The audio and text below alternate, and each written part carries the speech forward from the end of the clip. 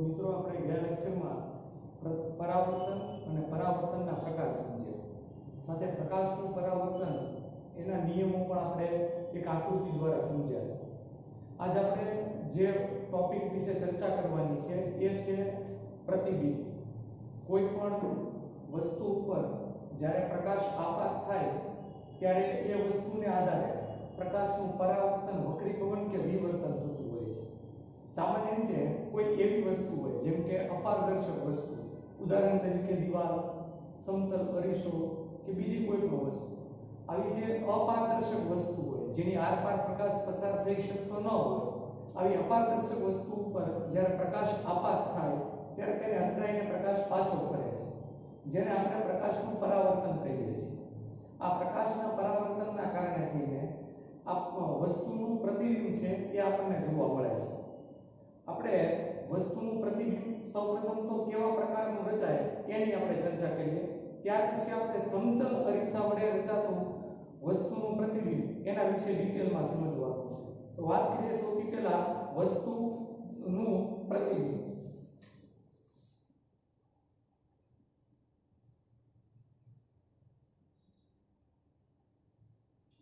સામાન્ય રીતે પ્રતિબિંબના બે પ્રકાર છે.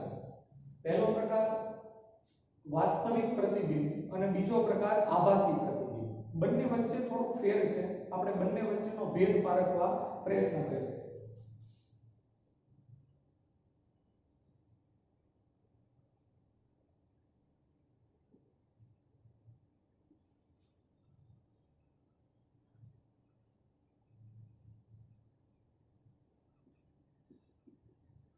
સૌથી પહેલા આપણે વાત કરીએ વાસ્તવિક પ્રતિબિંબ.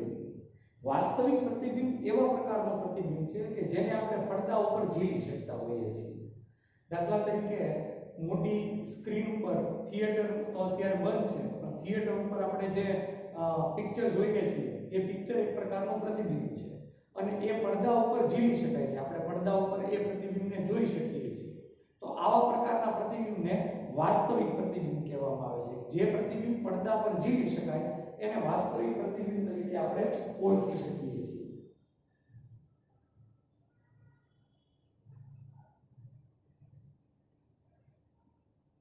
બીજું એવા પ્રકારનું પ્રતિબિંબ કે જેને આપણે પડદા પર ઝીલી શકતા નથી.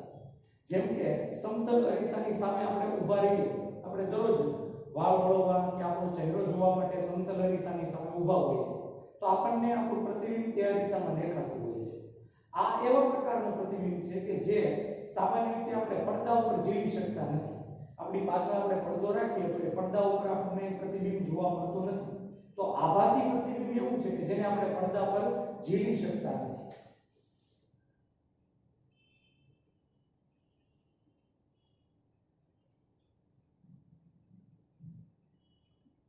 બીજી બાબત કરીએ, વાસ્તવિક પ્રતિબિંબ હંમેશા જે વસ્તુ હોય એના કરતા ઉલટું આપણને દેખાતું હોય છે. દાખલા તરીકે વસ્તુ ચપટી હોય તો પડદા ઉપર રચાતું પ્રતિબિંબ ઉલટું હોય છે. તો આપણને ઘણીવાર પ્રશ્ન એ થાય કે થિયેટરની અંદર આપણે જે પિક્ચર જોઈએ છીએ એ પિક્ચર આપણને ઉલટું કેમ નથી દેખાતું, એટલે કે એનું પ્રતિબિંબ ઉલટું કેમ નથી દેખાતું?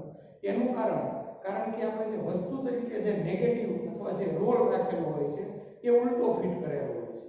એ ઉલટો એટલે એનું પ્રતિબિંબ આપણને ત્યાં આગળ એનું ઉલટું એટલે ચત્તું દેખાય છે. તો વાસ્તવિક પ્રતિબિંબ છે એ હંમેશા ઉલટું હોય છે.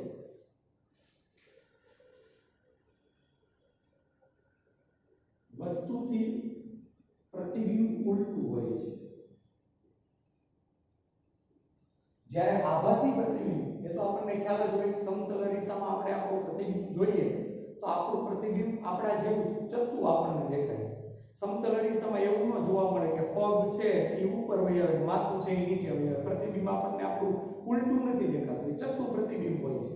એટલે આભાસી પ્રતિબિંબ હંમેશા ચત્તું હોય છે.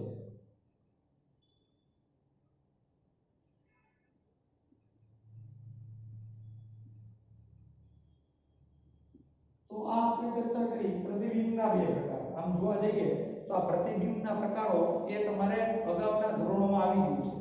આપણે 10મા ધોરણમાં એનો બહુ ઉલ્લેખ નથી, પણ આપણે પ્રતિબિંબના પ્રકાર જાણતા હોઈએ તો આપણે આગળના જે ટોપિક શીખવાના છે એ ટોપિક આપણને વધુ ઈઝી પડે. એટલા માટે મેં પ્રતિબિંબના પ્રકાર વિશે ચર્ચા કરી.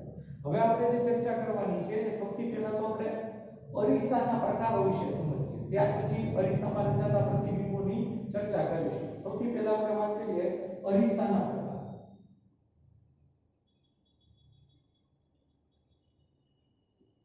પહેલી બાબત તો આપણને એ ખ્યાલ હોવો જોઈએ કે અરીસો શું છે.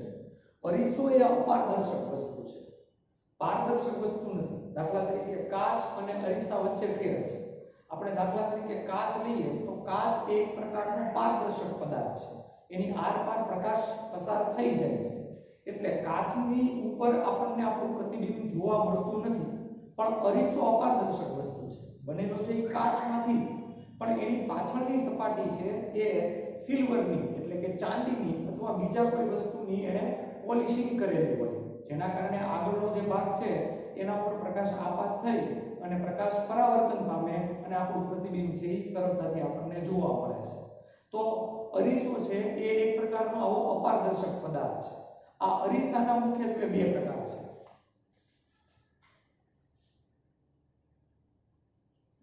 એમાં પહેલો પ્રકાર સમતલ અરીસો. સમતલ અરીસો એટલે આપણા ઘરમાં જે અરીસો છે એક પ્રકારનો સમતલ અરીસો છે, જેની સપાટી એકદમ સમતલ હોય છે, એકદમ સપાટ હોય છે, એકદમ સીધી હોય છે એમ પણ કહી શકીએ. કોઈ પણ જગ્યાએ એની સપાટી વક્ર ન હોય, એટલે કે કોઈ જગ્યાએ કઈ ગોળાકાર ન હોય એવો અરીસો એને સમતલ અરીસો તરીકે ઓળખવામાં આવે છે. તો સમતલ અરીસા માટે આપણે કહી શકીએ કે એની સપાટી છે એકદમ સમતલ હોય છે. અરીસાની સપાટી સમતલ હોય છે. અરીસાનો બીજો પ્રકાર જેને બોલવામાં આવે છે ગોલીય અરીસો. નામ પરથી ખબર પડે, ગોલીય એટલે જેની સપાટી વક્રાકાર હોય. વક્ર એટલે ગોળાકાર હોય, સાવ ગોળાકાર નહીં, પણ સપાટી છે એ એકદમ સમતલ ન હોય પણ ગોળાકાર હોય. તો આવા પ્રકારના અરીસાને ગોલીય અરીસા તરીકે ઓળખવામાં આવે છે. સપાટી વક્રાકાર હોય છે.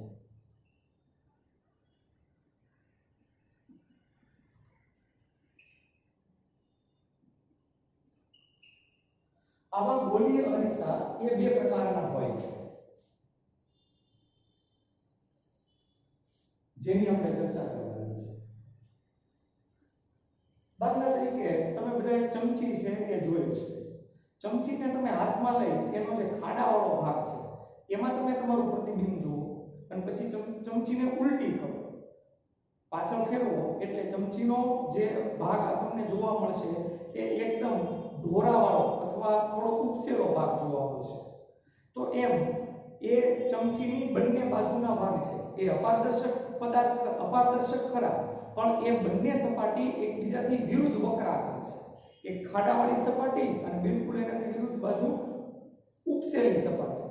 એમ એના આધારે ગોલીય અરીસાના પણ એ જ વક્રાકાર સપાટીને આધારે બે પ્રકાર પાડવામાં આવ્યા છે.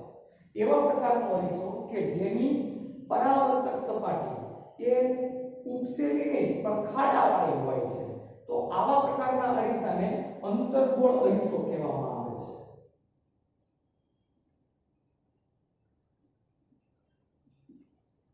દાખલા તરીકે એ એક તો પેલા ગોલીય અરીસો છે એટલે આપણે આ વક્રાકાર લઈએ, જો સપાટી એની વક્રાકાર છે. બીજું જે એની પરાવર્તક સપાટી છે, પરાવર્તક સપાટી એટલે પ્રકાશના કિરણો દાખલા તરીકે આ બાજુથી આપાત થતા હોય તો એ પ્રકાશના કિરણોનું પરાવર્તન આ પ્રમાણે થતું હોય. તો જે સપાટી પરાવર્તન કરતી હોય એને પરાવર્તક સપાટી કહેવાય. તો આ જે સપાટી થઈ ઈ પરાવર્તક સપાટી છે. આપણે અગાઉ ભણ્યા એમ જ્યારે કોઈ સપાટી અપારદર્શક હોય, પરાવર્તક હોય ત્યારે એના પાછળના ભાગમાં આપણે આવી લાઇનિંગ કરી નાખીએ છીએ. તો તમે અહીંયા જુઓ તો જો અરીસાની જે પરાવર્તક સપાટી છે એ પરાવર્તક સપાટી છે ઈ ખાડાવાળી છે. તો આવા પ્રકારના અરીસાને અંતર્ગોળ અરીસો તરીકે ઓળખવામાં આવે છે. બીજો પ્રકાર જેને બોલવામાં આવે છે બહિર્ગોળ અરીસો.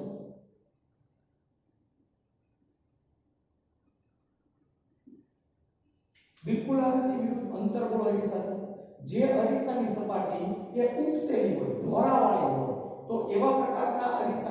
બહિર્ગોળ અરીસો કહેવામાં આવે. દાખલા તરીકે આ ગોલીય અરીસો મેં દર્શાવ્યો.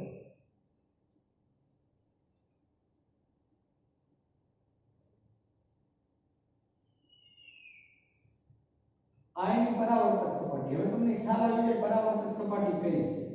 એ એટલે હું પાછળના ભાગમાં આ પ્રમાણે અપારદર્શક ભાગ છે દર્શાવી દઉં. તો અહીંયા આગળ આ અરીસાની પરાવર્તક સપાટી છે. પરાવર્તક સપાટી તો જોઈ શકો છો તમે કે આ જે બહિર્ગોળ અરીસો છે એની પરાવર્તક સપાટી એ વક્રાકાર છે, પણ એ કેવા પ્રકારની વક્રાકાર? ઉપસેલી વક્રાકાર છે. તો આવા પ્રકારના અરીસાને બહિર્ગોળ અરીસો તરીકે ઓળખવામાં આવે છે. તો અહીંયા આગળ આપણે ચર્ચા કરી ગોલીય અરીસા. ગોલીય અરીસા એટલે એવા પ્રકારના અરીસા કે જેની સપાટી વક્રાકાર હોય. એના પાછા બે પેટા પ્રકાર આપણે પાડ્યા, જેમાં સપાટી પરાવર્તક સપાટી ખાડાવાળી હોય એ અંતર્ગોળ અરીસો, અને પરાવર્તક સપાટી ઉપસેલી હોય એને આપણે બહિર્ગોળ અરીસા તરીકે ઓળખતા હોઈએ છીએ. હવે આ બધા અરીસાના પ્રતિબિંબો કેવા પ્રકારના રચાય આપણે એની ચર્ચા કરવાની છે. તો શરૂઆત આપણે કરીએ સમતલ અરીસા વડે રચાતું પ્રતિબિંબ. એ કેવા પ્રકારનું પ્રતિબિંબ સમતલ અરીસા દ્વારા રચાય આપણે એની ચર્ચા કરીએ.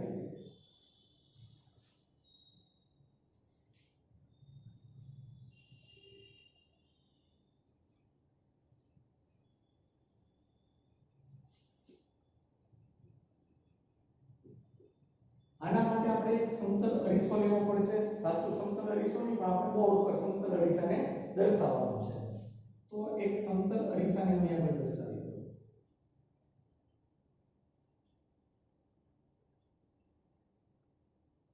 અપારદર્શક સપાટી આપણે દર્શાવી દઈએ. અહીંયા આગળ જે મેં દર્શાવેલો છે એ છે એક પ્રકારનો સમતલ અરીસો. આ સમતલ અરીસા પરની સામે આપણે કોઈ એક વસ્તુ મૂકેલી છે એવું કાલ્પનિક રીતે વિચારવાનું છે. તો આપણે એક વસ્તુ મૂકી દઈએ.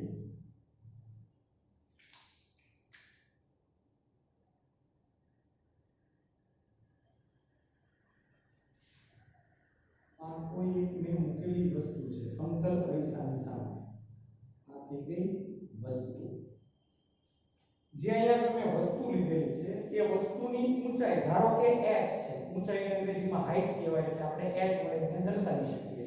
આ વસ્તુની ઊંચાઈ h છે.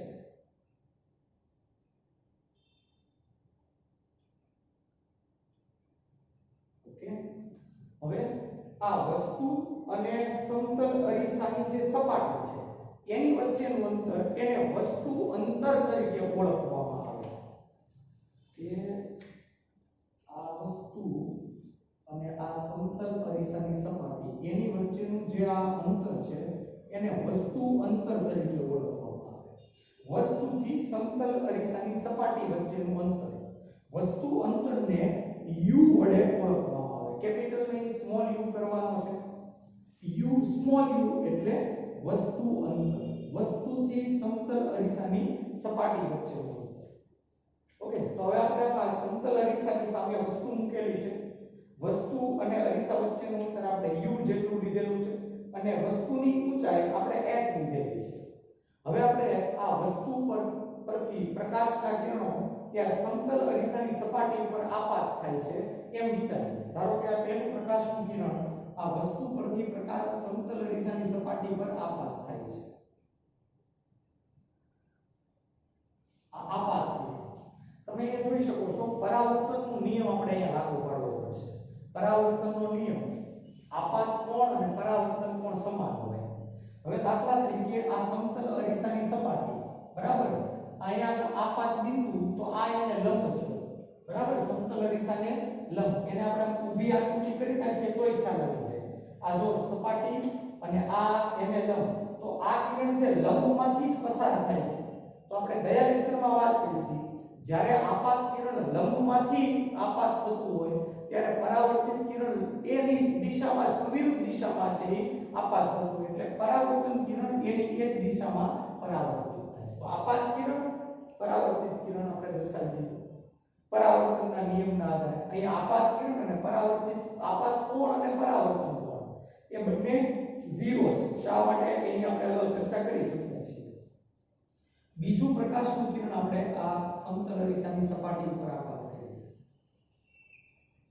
આ બીજું પ્રકાશનું કિરણ આપણે સમતલ અરીસાની સપાટી પર આપાત કરીશું.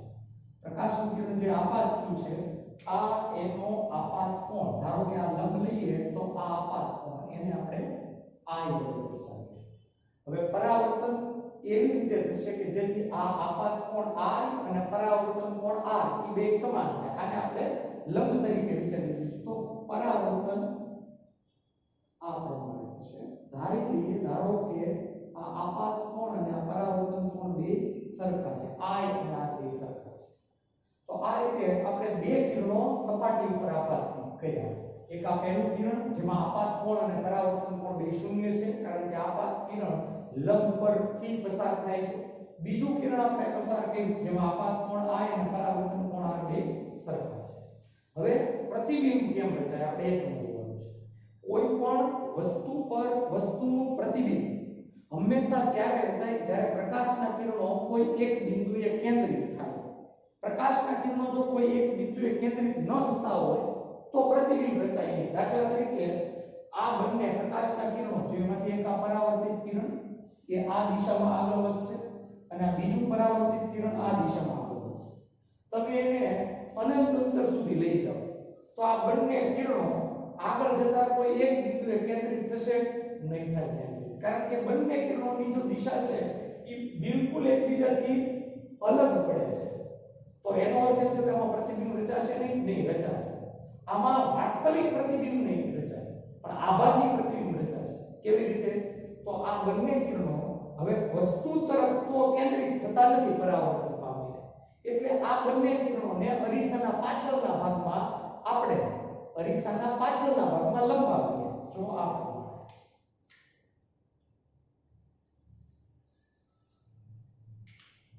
બંને કિરણોને આપણે અરીસાના પાછળના ભાગમાં લંબાવીએ.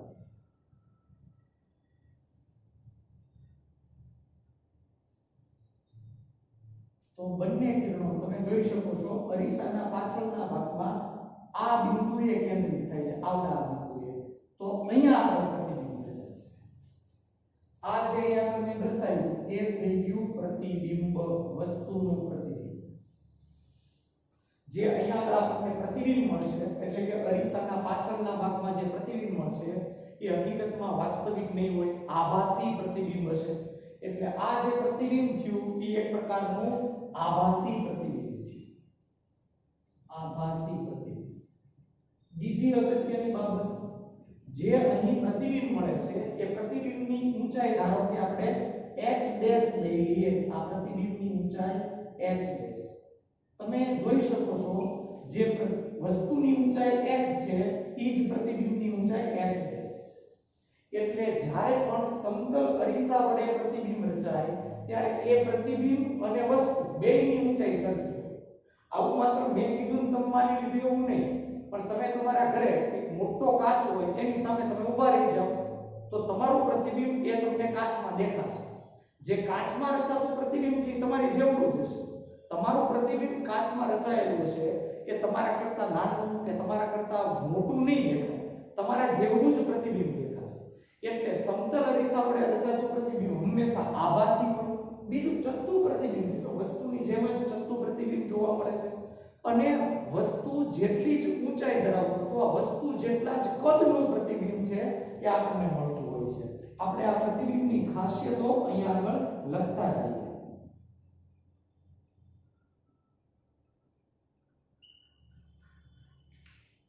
પહેલી ખાસિયત આપણે લઈએ, પ્રતિબિંબ આભાસી અને ચત્તુ મળે છે. આભાસી અને ચત્તુ. બીજી ખાસિયત આપણે લખીએ, પ્રતિબિંબ છે એ અરીસાના પાછળના ભાગમાં મળે છે. અરીસાના પાછળના ભાગમાં મળે છે. અથવા એમ પણ લઈ શકીએ વસ્તુની વિરુદ્ધ દિશામાં મળે છે. જે દિશામાં વસ્તુ છે, જે બાજુ વસ્તુ છે એ બાજુ નહીં પણ એની વિરુદ્ધ દિશામાં પ્રતિબિંબ આપણને મળે છે. ત્રીજી બાબતની આપણે ચર્ચા કરી, વસ્તુ જેટલા જ કદનું મળે છે. આપણે h બરાબર h' છે એટલે આપણે કહી શકીએ વસ્તુ જેટલા કદનું મળે છે. આપણે અહીંયા જે પ્રતિબિંબ મળે છે એ પ્રતિબિંબ અને આ સમતલ અરીસાની સપાટી એની વચ્ચેનું અંતર લઈએ તો પ્રતિબિંબ અને સમતલ અરીસાની સપાટી વચ્ચેનું જે અંતર થયું એને પ્રતિબિંબ અંતર કહેવાય. જેમ વસ્તુ અને સમતલ અરીસા વચ્ચેનું અંતર એને વસ્તુ અંતર કહેવાય, એમ પ્રતિબિંબ અને સમતલ અરીસા વચ્ચેની સપાટી એની વચ્ચેનું અંતર એને પ્રતિબિંબ અંતર તરીકે આપણે ઓળખી શકીએ. તો આ થઈ ગયું પ્રતિબિંબ અંતર, એને v વડે દર્શાવવામાં આવે. પ્રતિબિંબ અંતર અહીં જે વસ્તુ અંતર u છે એટલું જ પ્રતિબિંબ અંતર v મળે છે. એટલે કે વસ્તુ અંતર અને પ્રતિબિંબ અંતર બે અહીંયા આગળ સમાન હોય છે. એના પછીની ખાસિયત u બરાબર v છે એટલે વસ્તુ અંતર અને પ્રતિબિંબ અંતર સમાન હોય છે.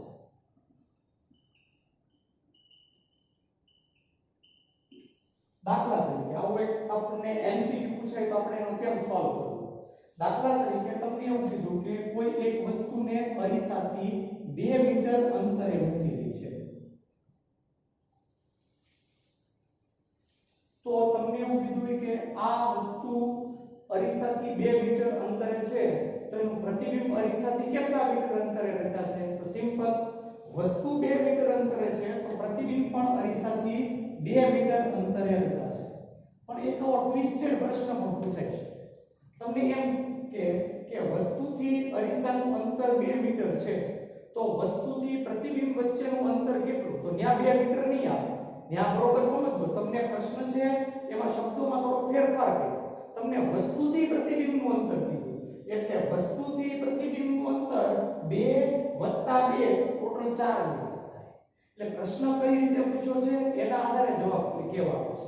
તમને એમ કીધું કે પ્રતિબિંબ અંતર કેટલું તો 2 મીટર, પણ વસ્તુથી પ્રતિબિંબનું અંતર કેટલું તો 4 મીટર. એટલે કે જેટલું વસ્તુથી અંતર હોય એના કરતા બમણું પ્રતિબિંબથી વસ્તુનું અંતર આપણે લઈ શકીએ છીએ. તો આ એના પછીની ખાસિયત.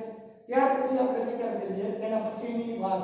તો અહીંયા આગળ જે આપણને પ્રતિબિંબ મળે છે એ પ્રતિબિંબ વિશે આપણે જે હવેની ખાસિયત લેવાની છે એ આપણે અહીંયા તો ન કહી શકીએ, પણ જે પ્રતિબિંબ આપણે આપણા સમતલ અરીસામાં જોઈએ છે એના આધારે કહી શકીએ.